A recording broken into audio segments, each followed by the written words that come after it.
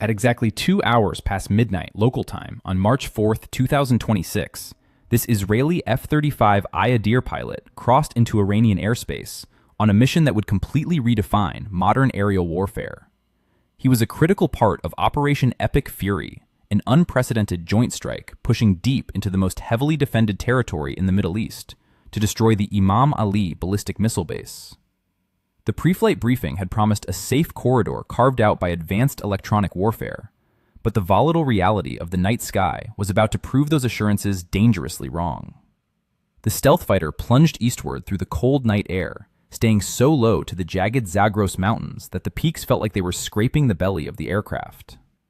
Russian-supplied electronic warfare systems and local Iranian jammers had completely obliterated the global positioning signals, turning the sophisticated navigation screens inside his futuristic cockpit into virtually useless displays.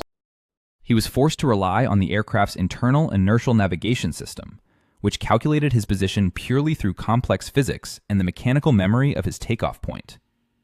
Every passing minute added microscopic errors to the system's calculations, forcing him to get dangerously close to the target to ensure absolute precision.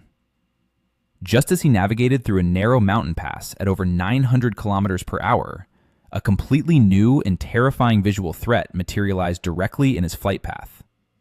Thousands of Iranian Shahed suicide drones had been launched continuously over the past 48 hours, and he had just flown straight into one of their primary outbound transit corridors.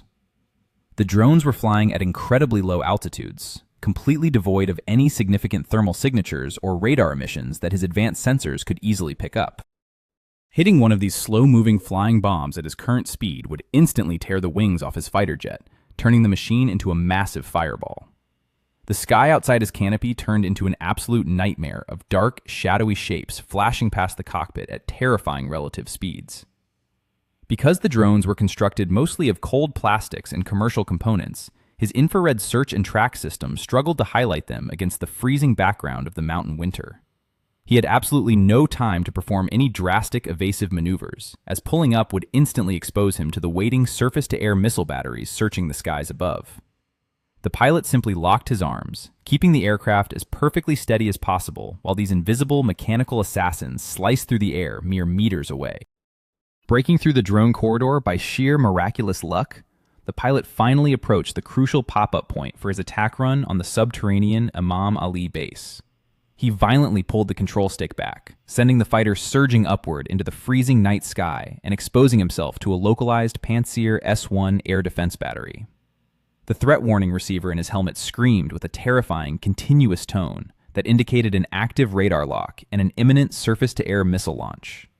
He pressed the weapon release button just as a brilliant flash of light erupted from the valley floor below, sending heavy, bunker-busting munitions separating from the internal racks. The F-35I violently rolled inverted and plunged back toward the Earth, trading precious altitude for the sheer kinetic speed needed to outrun the climbing interceptor. The pursuing missile lost its primary lock in a massive cloud of advanced flares and radar-reflecting chaff, violently detonating harmlessly against a nearby mountain peak. As he leveled out just above the tree line, a massive seismic rumble echoed through the valley behind him, illuminating the night sky with an artificial sunrise. His bunker-busting bombs had successfully penetrated the reinforced concrete, igniting the highly volatile solid rocket fuel and permanently erasing the ballistic missile launch site from the map. The spectacular destruction of the Iranian missile base instantly acted like a massive distress flare, drawing the immediate attention of every surviving air defense operator in the western sector.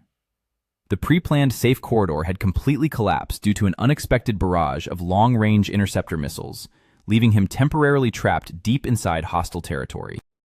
There was absolutely no alternative but to fly directly west through the most heavily defended border regions, dropping the aircraft down to an absurdly low altitude to stay underneath the early warning radars. As he finally crossed into neutral airspace and reconnected with the waiting aerial refueling tankers, he knew he had just survived one of the most terrifying combat sorties in aviation history.